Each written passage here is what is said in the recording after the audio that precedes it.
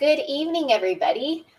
We are excited to join you tonight. And if this is what you're doing on a Thursday night instead of, watching some fun entertainment, we're happy to have you, other nerds just like us. So I'm Megan Kelly. I'm the founder of iHeartEDU. This is our third webinar and hopefully what will be an ongoing series. Today, I have with me Jennifer Calderon from Hesperia Unified School District, who is going to share how to use Google Forms kind of in our kind of process of going towards distance learning. This can be a great tool to help provide some feedback to students. So first, Jen, do you want to introduce yourself? Sure. I'm Jennifer Calderon. I am an assistant principal within Hesperia Unified School District. I've been an administrator for 3 years, and I was in the classroom for 10 years prior to that. Awesome. Thank you. So we're super excited to have her with us today. She's incredibly knowledgeable with Google products. So if you have any questions like we had before, please drop those in the comment section of either YouTube or Facebook. And I will be manning that back channel as well as sharing her presentation and other Googly resources and links to help you through this process. So Jen, I'm going to hand it over to you. Okie dokie. So I was just telling Megan, this is a little bit different. I'm used to doing presentations and showing people things in person as opposed to through the computer. So this should be an interesting thing. So first of all, I'm going to go ahead and show you the presentation that I'll be working with essentially. I do have a bit.ly for you. It is bit.ly and then /GoForms101. So like I said, that's just an introduction for me. I am a Google certified trainer. I'm still learning, tricks of the trade. Super excited to continue to learn. For today, what I'll be demonstrating is just the overall features of Forms, walking you through as if you've never used them before. So the beginning of the presentation, for those of you who may know how to maneuver Google Forms, it might be a little redundant for you, but I think it'll be a good refresher. I'm also going to show how to use assessments, that assessments feature. So if you are wanting feedback from students, that's a great piece that I'll be showing. And then the last thing I'll be showing is using an add-on, and that add-on is going to be Forms Publisher. So hopefully you guys will stick around for that. That is a really cool tool that I use pretty much daily. So without further ado, I'll go ahead and get started. So a quick way to go ahead and access a new form is you can go ahead and do this through Google Drive. So you can go ahead and access your drive. You can go ahead and actually type in forms.new, and that will also generate a new form for you as well. So that's a quick way. In my presentation, I do show another way to go ahead and access a new form, also a new Google Apps for Education product, and that's the extension Google Docs Quick Create. It's a cool little extension that you can have up above by your Omnibox, and then you can go ahead and add any new Google Apps for Education quickly and get started and go ahead and create. So we're going to go ahead and just go over the overview of what your screen looks like right now. So anytime you start a form, you want to go ahead and title it. So I'm just going to call it a demo form for this sake. And notice what happens in the middle of the screen. That actually changes and it takes the title that you just input. So if you want to change it, you can go ahead and do so, but just understand that those two can be linked. So right underneath the title, you have the ability to go ahead and add a description. So right here, this gives your viewers the ability to understand what the form is about, maybe some directions, some rules, some deadlines, some specifics in regards to how you're going to be using the form and how maybe they should be responding. So when you get started, you will start with a blank question. So the questions can be open-ended. What's nice about Google is it actually allows you to, dependent upon the question, it'll actually change what type of question you're asking. So if you are asking like an open-end question, so what do you feel is the best option for homework? just leaving a blank question. Sometimes what happens, and I don't know why it's not doing this, of course, probably because I'm doing this demo, is usually it generates to like a short answer response. So you can allow students to maybe answer in a sentence format, maybe a question, or it's just a statement or something along those lines. If you'd like to give them a little bit more response or just let them know that this should be like a longer answer, you can go ahead and go to the paragraph. Other question types that you can have would be multiple choice. This really allows the person to just choose one answer as opposed to many. The next thing that you have are checkboxes, so you can go ahead and change that question type to checkboxes. What's nice about checkboxes is that it allows the person to respond with multiple answers as opposed to just one. So it's rather a selection than just one correct answer.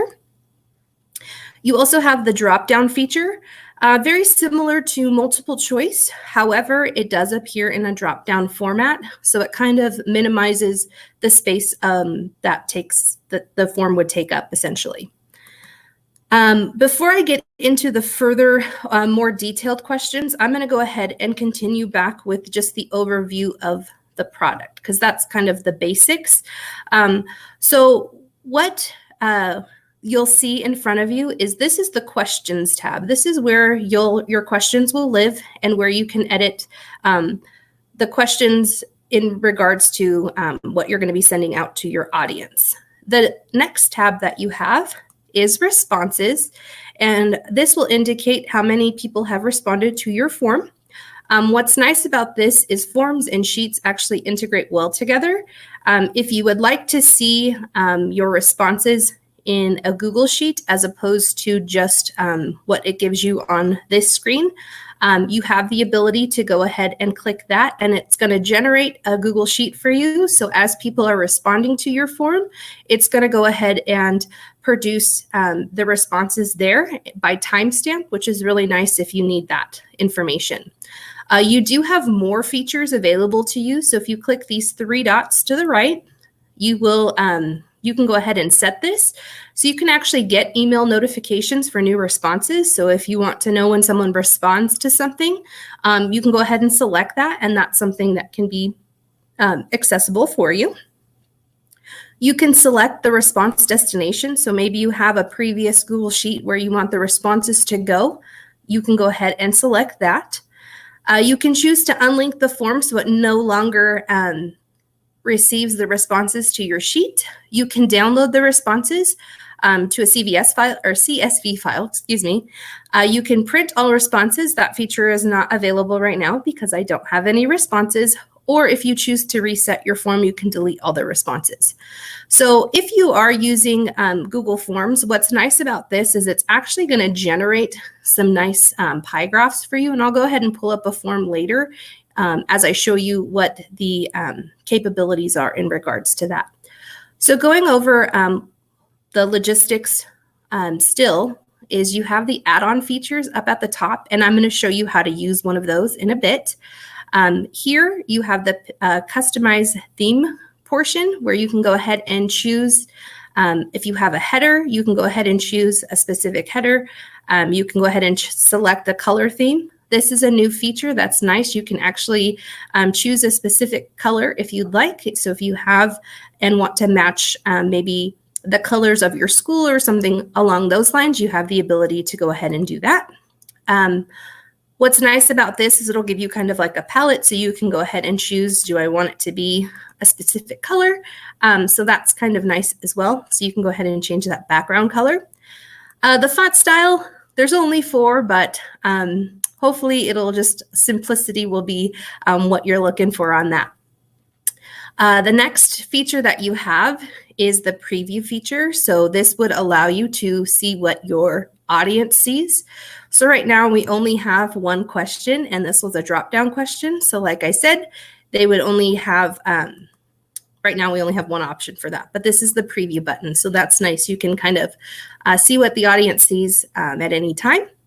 The next feature, probably the most important, is your settings gear. This is what's going to help you navigate in regards to who you're collecting responses to and what the person has the ability to do. So right now, the first tab is the general tab. So if you wish to collect email addresses upon who is filling out the form, you have the ability to do that. You can also send response receipts if you'd like, as long as you're collecting that.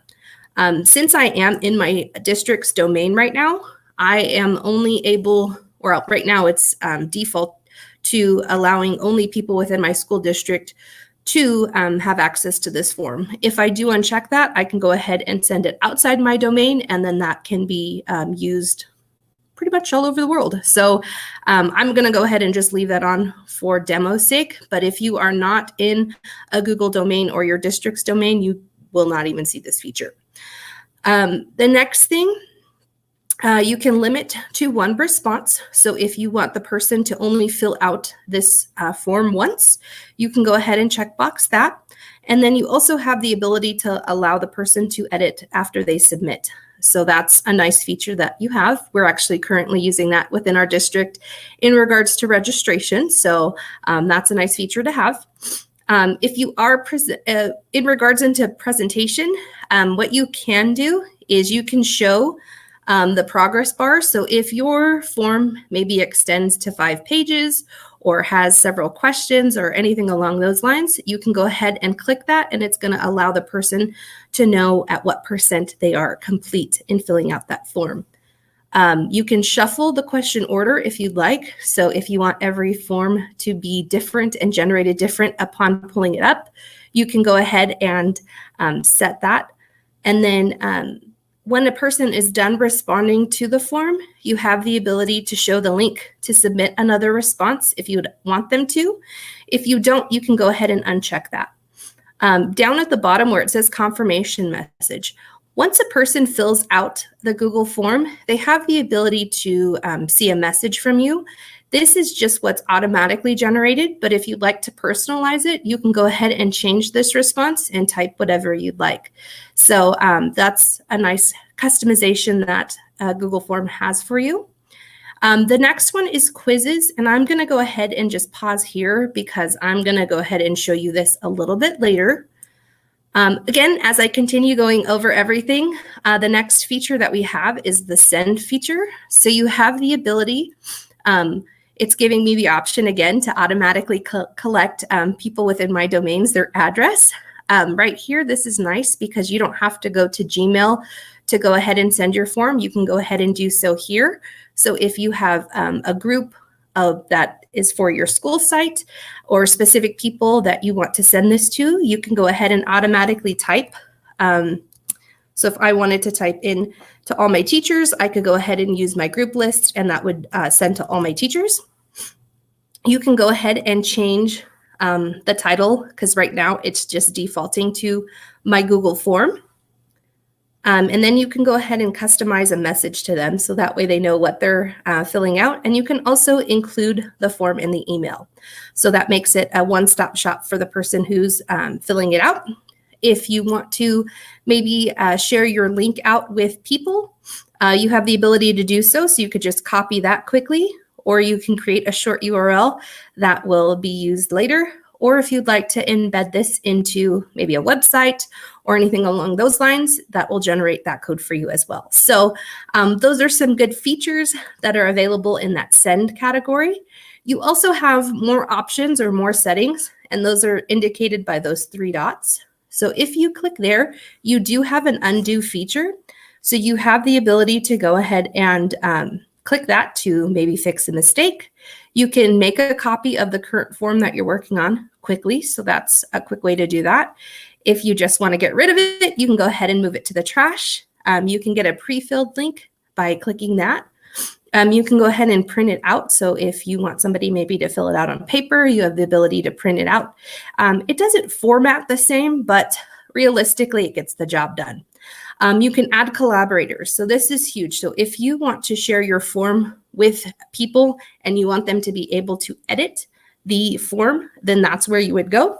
And you'd go ahead and type in their email address and it would allow you to do that. If you are using scripting, if you will, or need that back end part of it, you can go ahead and type in codes. That is above my knowledge in Google Forms, so I'm just going to leave that. I'll leave that to Megan. She's the pro.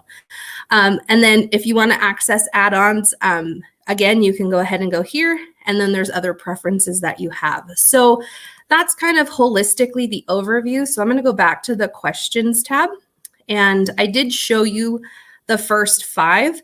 So I'm going to go ahead and continue with the rest of them, and then we'll go into some specifics. So we can go ahead and continue and get to Forms Publisher, because that is the best. So if I wanted to collect files from somebody, this is a cool way. I actually, within my slide deck, I created a social media kind of request, if you will. I help, along with my other admin, in producing our social media pages. And sometimes I want the people to give me what they've created and what they want posted online. So what they do is they create their files, they generate them, and they'll easily share them with me. So then I can just put those on social media. So that's where I would use this kind of question. If you do want that social media form, it is in my slide deck, and all you have to do is click the picture and it'll make a copy for you. So when you get started with this question, you have the ability to upload the files to the drive, and it tells you just some specifics here. So it says, again, make sure to only share this form with people that you trust. So once you click that disclaimer, it's going to take you to the question type. So obviously, let's get rid of this question. Drop your image here. So if you want to collect something, under File Upload, it's going to allow you to set your preferences. So if you only want specific files, so if you only want images, or if you only want video, you can go ahead and select what kind of documents you'd like. So that's a really cool feature. You can go ahead and allow them to upload a certain number of files. And then you can also make sure you're not getting a large file size. So you can go ahead and select those preferences. So that's a good feature to have. So that's pretty much File Upload. I'll go ahead and show you the linear scale. So if you've ever created scale-like questions, I know we use this for just getting feedback from our staff in regards to how comfortable they feel with something. So kind of like a Likert scale. What's nice about this is you can go ahead and set your range. So 1 and then 5 all the way up to 10. So you can give them a scale. And then what you would do here is like this would be no, and then 5 would be yes. And they have the option of choosing between 1 to 5. So I'll just go ahead and show you what that would look like in a preview. So they have the ability to select anything in between. So that's kind of nice. It's a good feature to kind of give you averages on feedback. So that's a question type that you can use. As you get a little bit more sophisticated in using forms, you have these 2 question types that you can use. The first one is the multiple choice grid, which is very similar to the linear scale, where it's going to allow someone to go ahead and select just one answer. So for the sake of demo purposes, I'm just going to show you what it looks like in my slide, and I do give examples of both. So what's nice about this question type is you have the ability to create multiple rows of questions. So if you're on maybe a specific question type and you want to get feedback from maybe your staff in regards to, okay, we're going to talk about school safety. And in regards to school safety, I'm going to ask you a series of questions. On a scale of 1 to 5, where do you feel we are in regards to overall safety? And then as I go here, you can say yes, no, and then they can kind of measure out from there. If you don't want to do the multiple choice grid, but you want them to allow for multiple responses or maybe like a range, you can go ahead and do the checkbox grid, and that allows them to checkbox where they indicate or where they feel. So again, those 2 demos are in my slide deck. So you have the ability to go ahead and look at that. So that's kind of nice. those features, I would say, are a little bit more advanced in regards to you wanting to maybe get multiple areas of feedback from students or from your staff. So the next thing that you have, or question type that you have, would be the date. So what's nice about this is it'll generate the month, day, and the year. And that's really nice because it puts it in the correct format. And then you can also ask questions about time. So that's a great tool tip to use. I do have another facilities request that I use. We have a program outside of school, but it's a little complicated. So I use a Google form for my secretary to keep track of all the things on campus. I will go ahead and drop that into the slide deck. So if you want to use that, I'll go ahead and drop that a little bit later. But that kind of goes over all the question types. I do want to draw your attention to the bottom half of each question. What's nice about every question that you can create, if you like the question but maybe need to change the verbiage, you can go ahead and duplicate the question. So if I were asking multiple short answer questions, I would go ahead and type my question here, and then I'm going to ask another short answer question. So I'll just hit duplicate, and it's going to go ahead and duplicate that. And then I would just have to retype my question. So that's a cool feature that you have. That is the duplicate button. If you need to get rid of that question because you don't need it, you can go ahead and click delete, the little trash can. Required means you are allowing or you are making sure the person who is filling out the form is making sure they fill out that question. So I know when I used to give information out to my students, I always wanted their ID number. So I made that mandatory.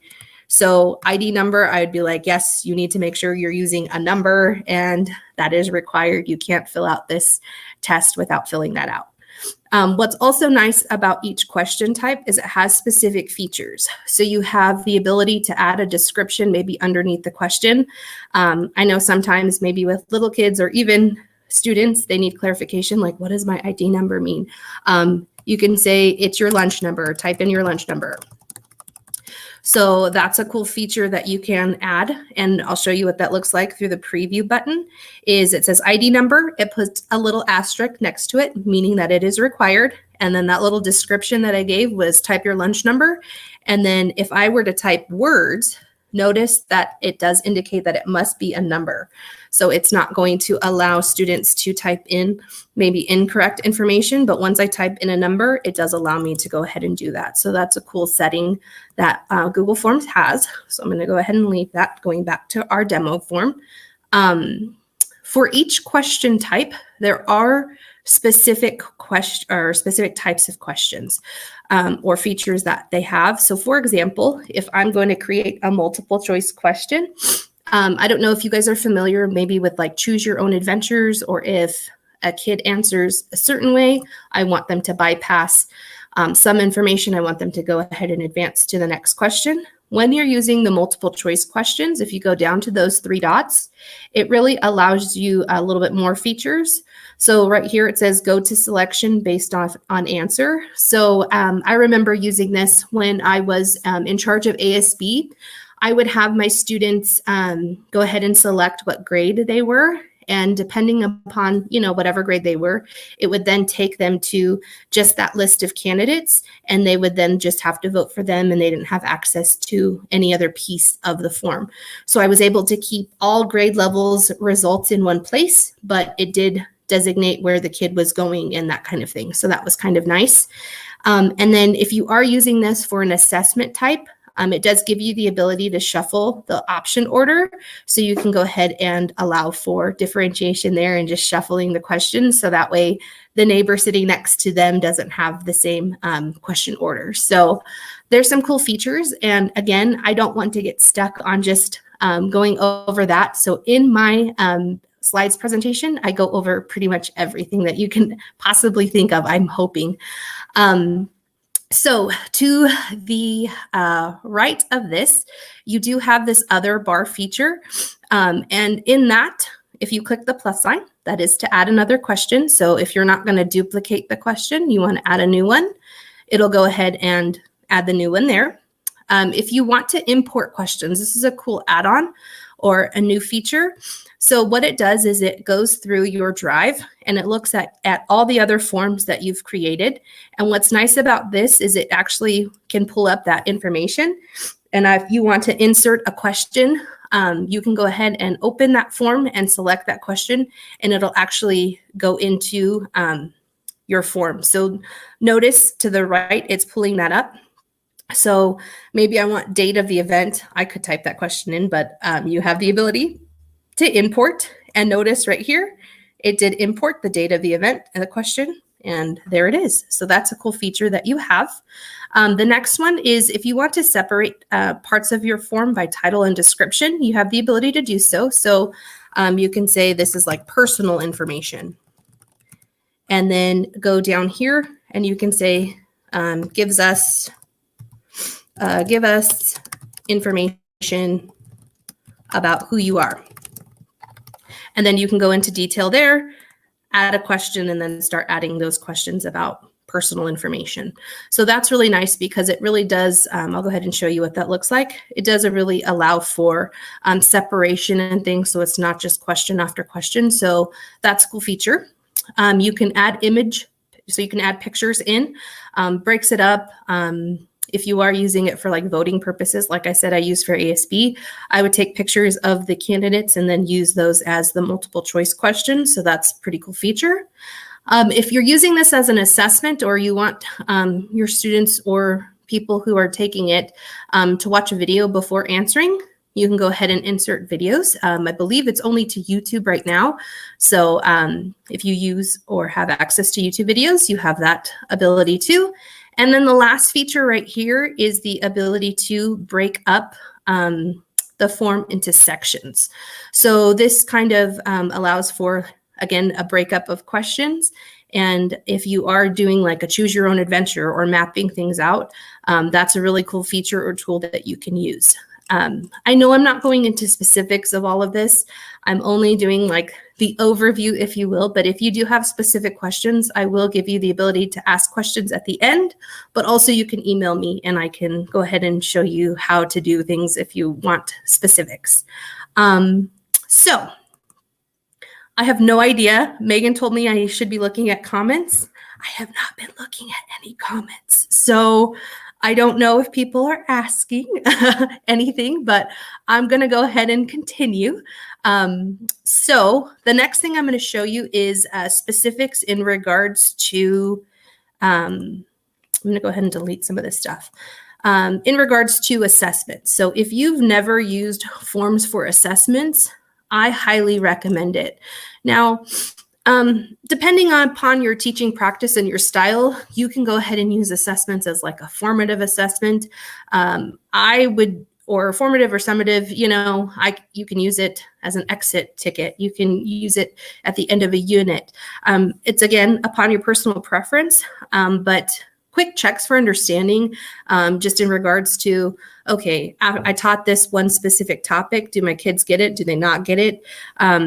I would do that frequently, and my former students would tell you, yes, she did do that frequently, but it really allows for you to get a snapshot, a quick way to go ahead and see what your kids know and what they don't, and maybe what you have to reteach the next day or later on within the unit. So if I were going to generate a quiz, so again, I'd ask for the kid's ID number.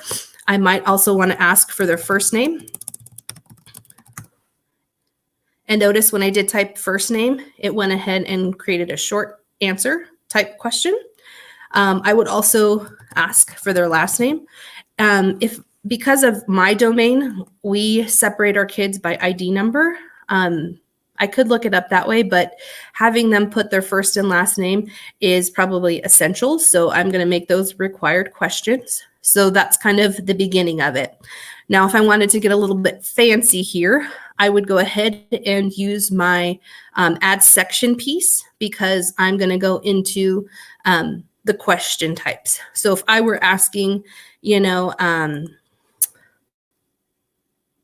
what is the smallest unit of life called?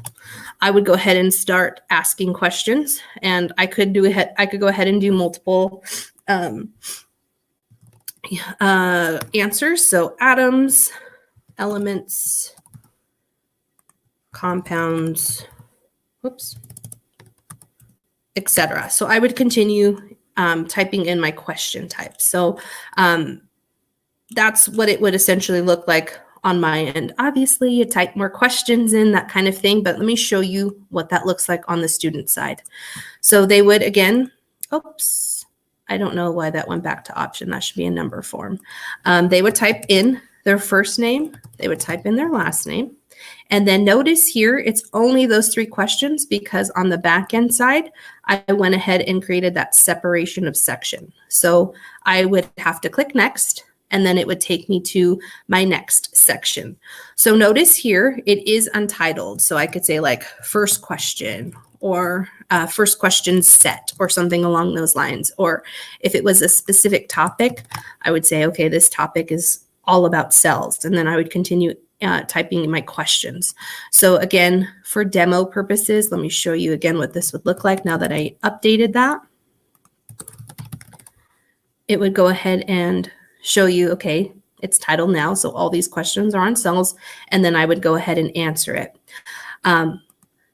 Now, because we haven't set up the assessment part, right now it's not going to automatically grade your question type. So what you need to do is the settings gear, like I said, is your most important friend in Forms, is you're going to go ahead and click that. If you go to quizzes, this is going to make it a quiz. So what you want to do is you want to click this toggle, and it's going to go ahead and turn that on. This is a new feature, new rollout. So you have the ability to go ahead and turn on a locked mode, which means it's only going to allow the students to work within that quiz on their device. So you can go ahead and turn that on if you'd like. So that way they can't navigate and open up new windows and maybe get some answers. So you can go ahead and turn that on. What's nice about this is you can go ahead and release the grade immediately. If you are going to do that, it gives you some specific features that your students would see. For example, they can see the questions that they missed. They can also see the correct answer, and they could see the point value of how much that question was worth. So when I was doing this and when I was using this in the classroom, I didn't really allow my students to get their scores because I was using the same form for multiple periods, and then I didn't want them to give out correct answers or anything like that. So I would click later after manual review, and then you still have the ability to give them the results later. So if you are trying to use the same form for multiple class periods or, multiple times, I would go ahead and uncheck the missed questions and correct answers, maybe just to allow them to see the point value of that question. So that's kind of a cool feature to have because it lets you personalize what information you're giving back. Most important thing, once you are done setting up the quiz portion, is that you go ahead and click save. So that way it saves your responses. Now, what you'll see on this screen is something changed. Right here, underneath that paint, the palette, and the viewing icon, you do have a total points value because this is a quiz. So if you scroll down to the question, that is a question where you'll be recording a point value. This is the question type. So notice it does look different, especially over here on this left-hand bottom side. You need to set the answer key. So what you click on is you click that. And what you're going to do is you're going to select your answer, and it'll highlight it green, put a check mark on it.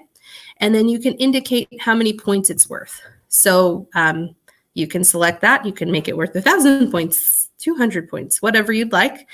You can also give feedback. So if they get the incorrect answer, you can go ahead and give them feedback like, hey, let's rethink this, kind of give them a hint.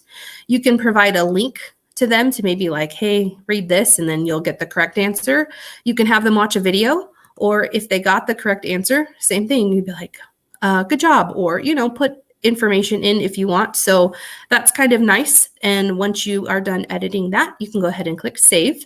So that's a cool feature that you have. And once you're done setting the correct answer, along with putting the point value in, and if you'd like to do feedback, you can, you don't have to. You'll click done, and then it's done on the back end part. So you'll notice down at the bottom, the answer key is in, that green check mark is indicated, and then it gives you the point value as well. So that's pretty much where it's at in regards to using this as a assessment. Like I said, what you're going to see on the back end side is when people actually respond to this. So let me go ahead and respond so that way you could see what it looks like. We can get our first answer. So I'm going to choose elements and hit submit. So it gives me the ability to view my score. I got 0 out of 2.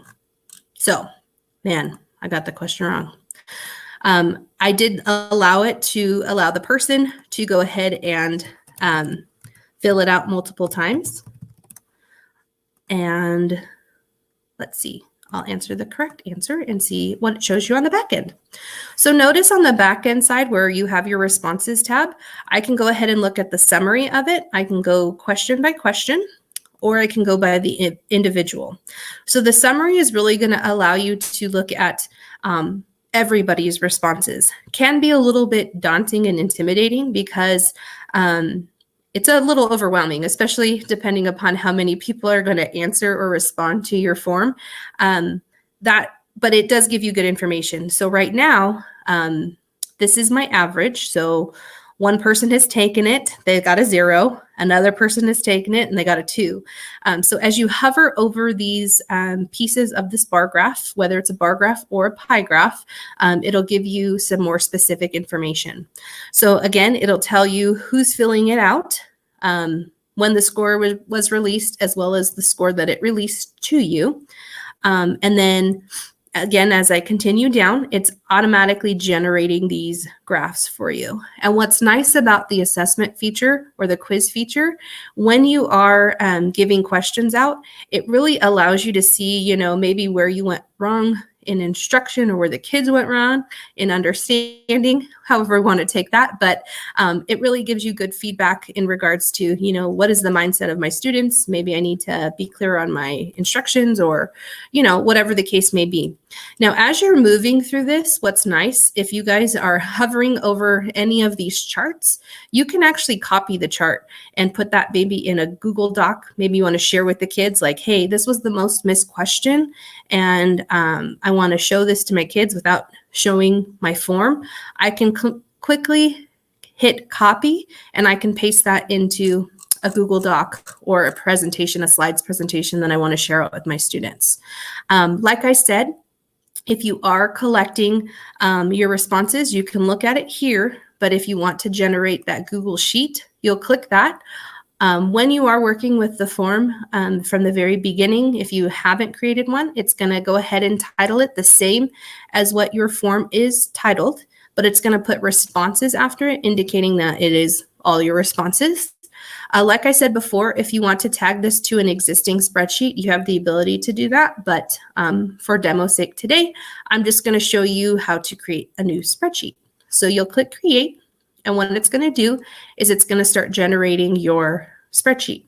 So like I said, it'll generate it by a timestamp, the person's email address. It'll give you the score, first and last name, and then the correct answers to all your questions, or the answers to all your questions, not the correct ones.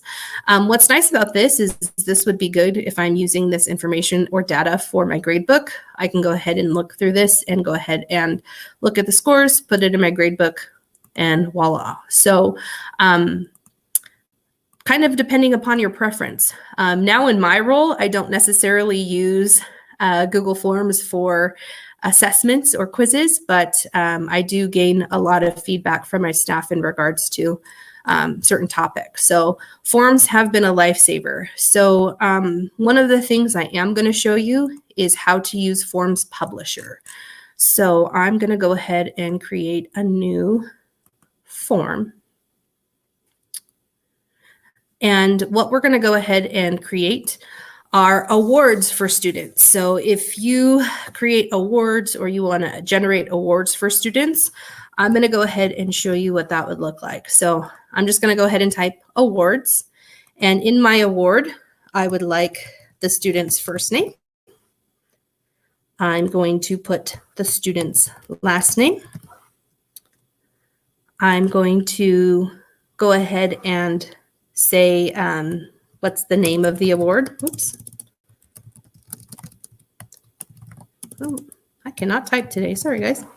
So first name, last name, name of the award, and maybe I want to include the date. So once I put date, notice that it automatically went to date. So there's only 4 questions on my form that we're going to go ahead and use.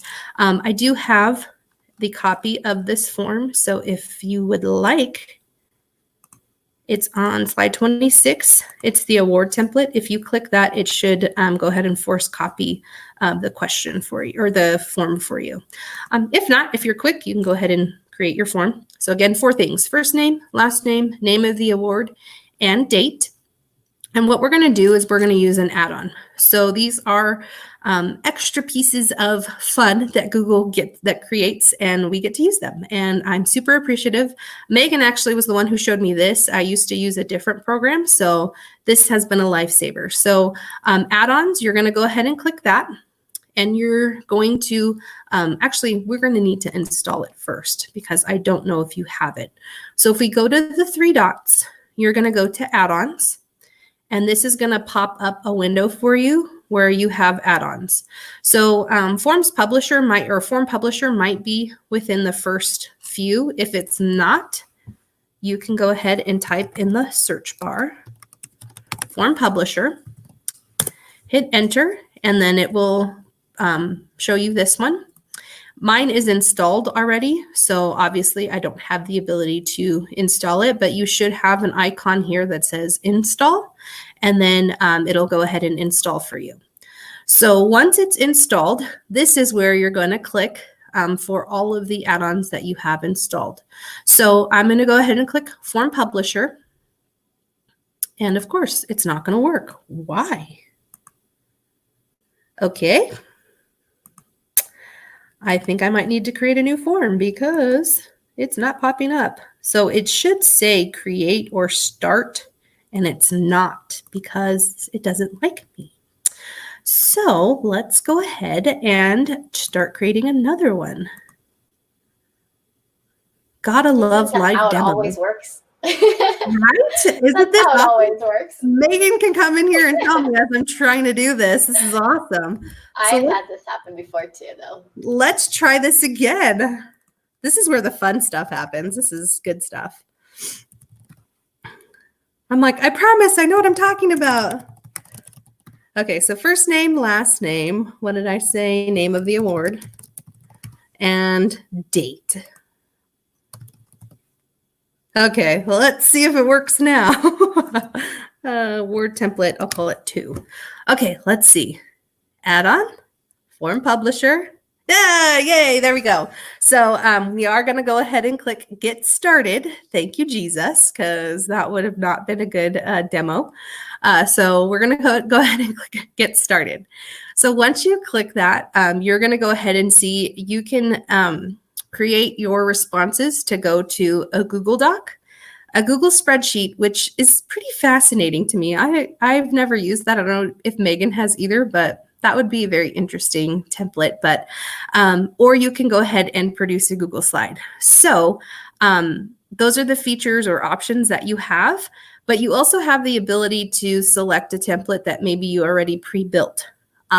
For demo purposes, I'm going to go ahead and click a Google Doc. And that means all of the responses or files that I'm going to generate are going to be through a Google Doc. So it's going to work its magic. And what it's producing is the template that's going to feed the information. They're called markers, and I think they're probably called something different if you know more technology terms, which I just go with what Google tells me. But what it's going to do is it's going to take your questions from your form and it's going to input the information into the Google Doc, and it's calling them markers.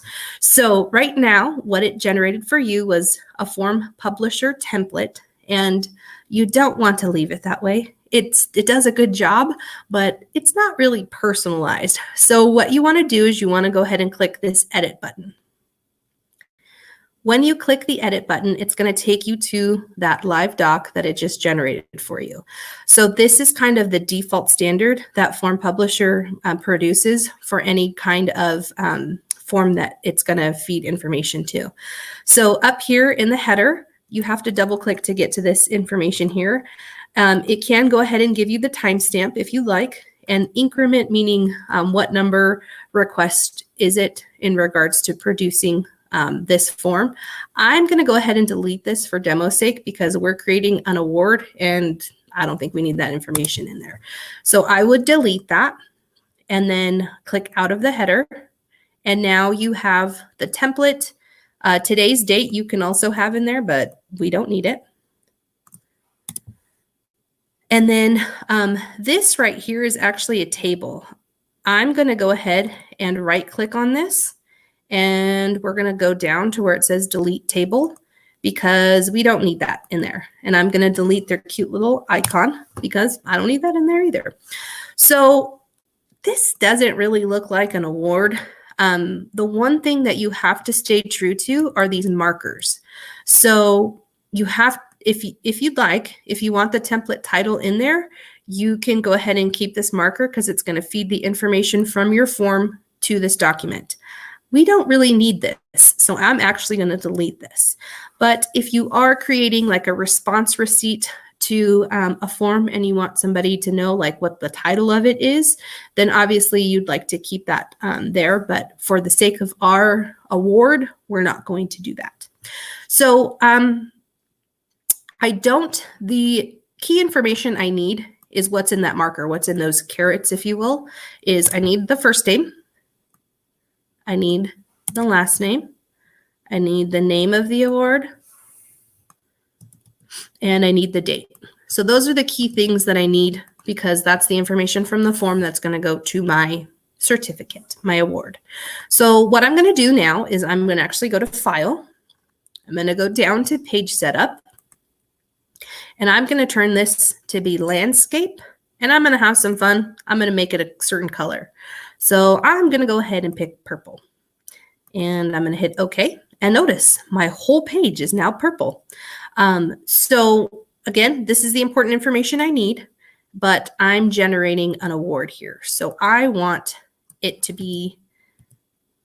look like an award. So I'm going to show you a cool way to insert a chart and how to get this information centered on your paper. So that way it doesn't look, I don't know if wonky is a word, but I'm going to use it. So we don't want it to look wonky.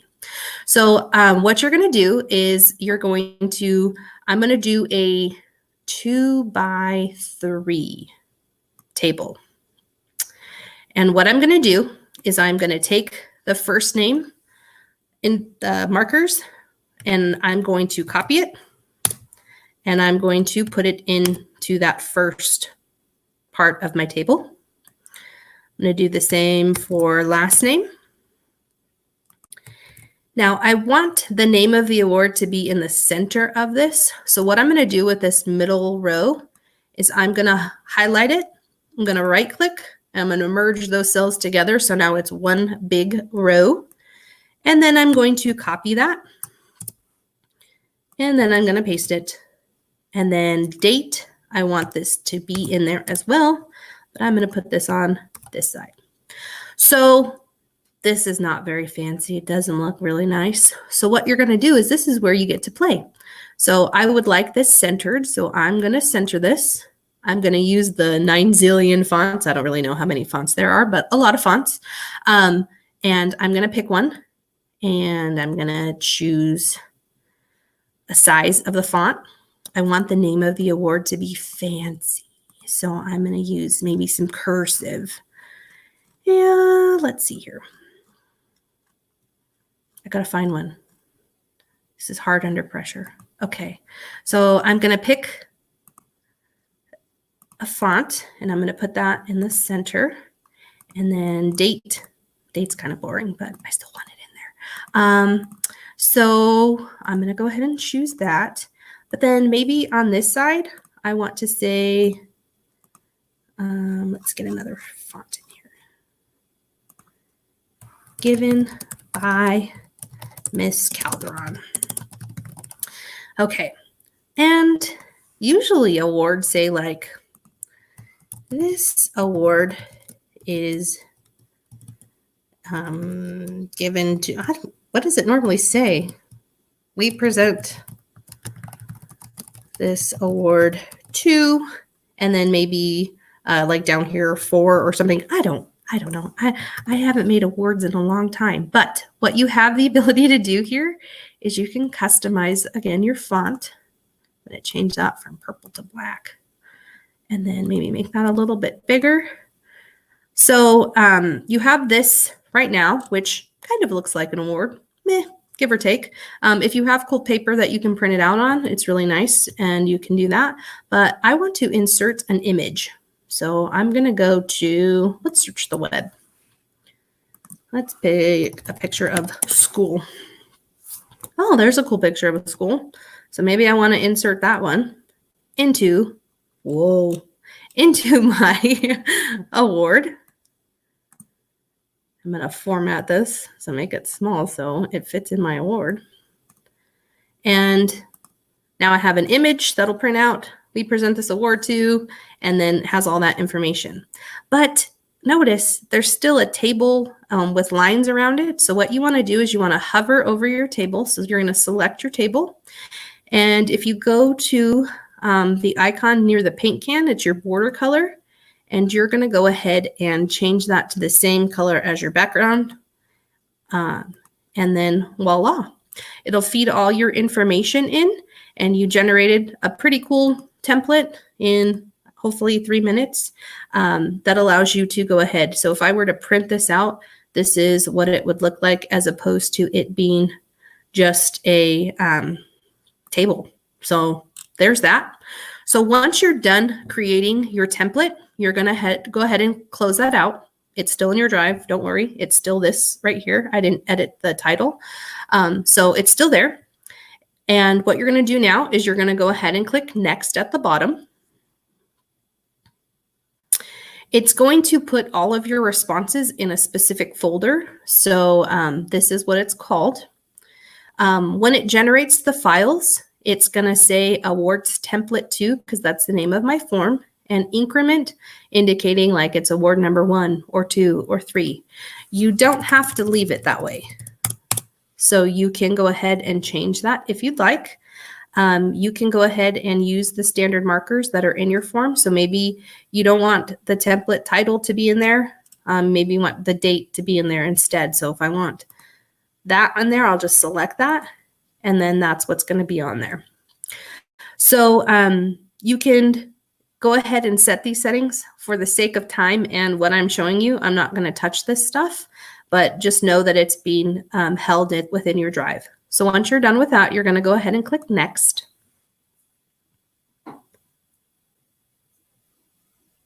And it's working. So this is the cool part about Form Publisher, is it gives you the ability to send response or receipts to whoever you'd like. So right now, because I'm the creator of the form, anytime I generate a new award, it's going to go ahead and send me an email. I can go ahead and add people. And if I put on my preferences, I wanted to collect email addresses, I could go ahead and email this to a specific person, whoever's filling it out. So it's kind of like a response receipt, but for the sake of what I'm doing, creating an award, I'll just have them emailed to me. And you can actually turn that off too, but I'm going to keep it on so I can show you what it looks like. The cool part about this right here is you can personalize the email notification. Right now, it's actually just a standard one. So it's going to say the sender name. If you want to change that to like Miss Calderon, you can change that. You can edit this so it doesn't say form publisher and the file name. It could just be like the file name if you'd like. Or this is for, and then, you know, whatever the case may be. So you can go ahead and customize that. And then you can also customize your message. You know, I don't think you want to see a file has been generated from the form with the form publisher. So you can actually customize that as well. Once you're done setting that, you can go ahead and click save and close. And then what it's going to do, it's going to keep those changes there. You're going to go ahead and click next. And this is close to the end. So right here, if you want to try it out, we'll go ahead and try it out. So I'm going to award it to myself for completing my first virtual webinar.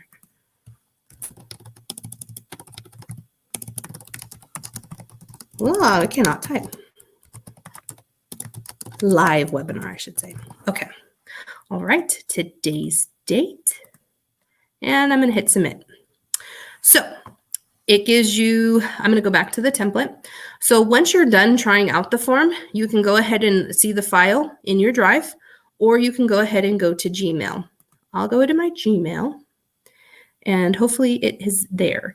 It does take, I would say, maybe 2 minutes in order for you to kind of see it. Let's see if it pops up in my drive.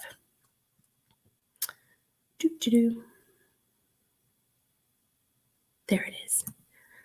I think that's just the template. There it is. So here's our award, our first award. So it's going to pop up the image. And like I said, it took the information from my first name and my last name, and it took what I titled the award. And that stayed the same, given by Ms. Calderon. And then it also took the date. So that is just a quick way to generate awards if that's something that you use in your classroom. There's multiple ways to use Form Publisher. I use it in a variety of different ways. So if you're wanting to send a receipt or generate a file without having to create it one by one and using forms to generate this, go ahead and reach out to me. I can go ahead and kind of walk you through what it would look like. But I think that is about it in regards to what I'm demoing.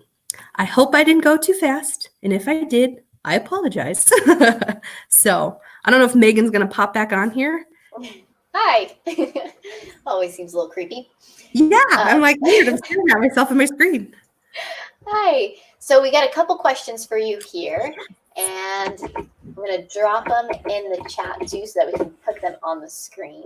So the first one is, what do you think are some of the greatest benefits to Google Forms? Oh, okay.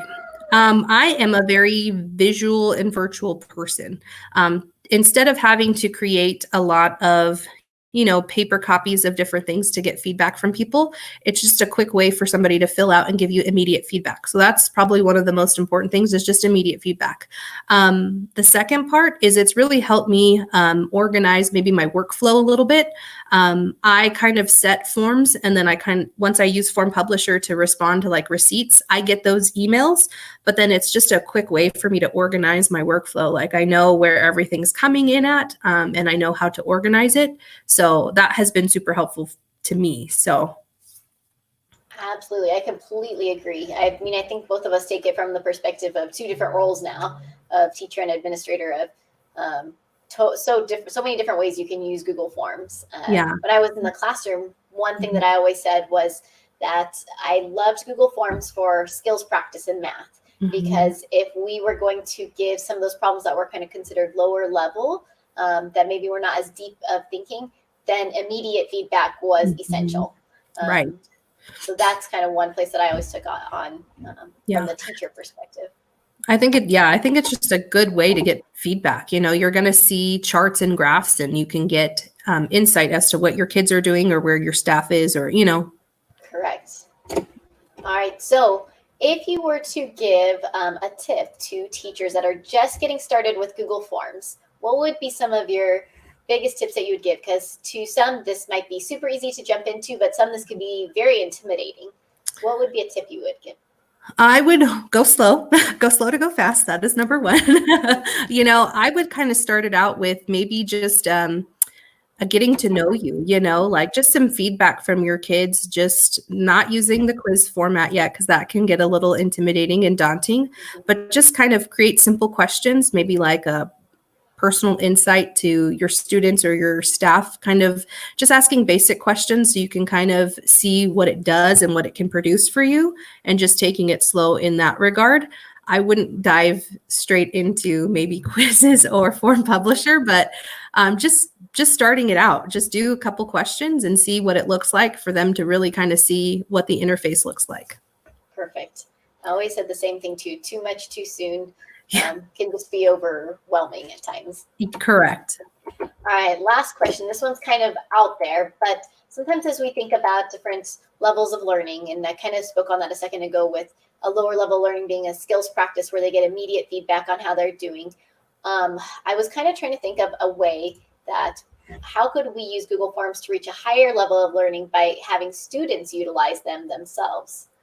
I kind of was thinking about this as I was going back and creating my slides. I kind of used it for like a choose your own adventure, based upon how kids are responding to questions. You're gearing your question types to be maybe lower level, and it's just kind of like root memory and it gets them to where they need to go. But if your kids are bypassing, certain topics, you can really use that choose your own adventure feature and allow them to, enhance what they're learning.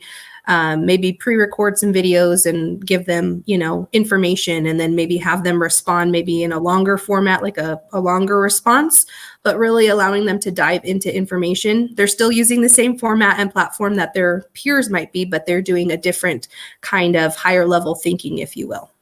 Perfect. So I'm just going to show this up here at the end in case you needed her presentation for today. It's there, easy to snag and present to your own staff or share with others. And then this recording will also be on Facebook and YouTube after this finishes. So if you missed the beginning part, you can go back to it at that point. Jen, thank you so much. That was an amazing tutorial. It was perfect. Like it was a really great. Google Forms has a lot of stuff in it, and you covered it very well. I was like, I don't know where this is going, and I thought it was going to be done in half an hour, and I used the whole hour. So yeah, and it's kind of weird to talk to an empty screen sometimes. Yes, so. It's kind of weird, but that's okay. Perfect. Well, anything else that you would like to share before we end our broadcast for today? No, like I said, maybe just, go slow. If you've never used it before, ask questions. Megan's a great resource. I put my information in my slide deck if you want to get a hold of me.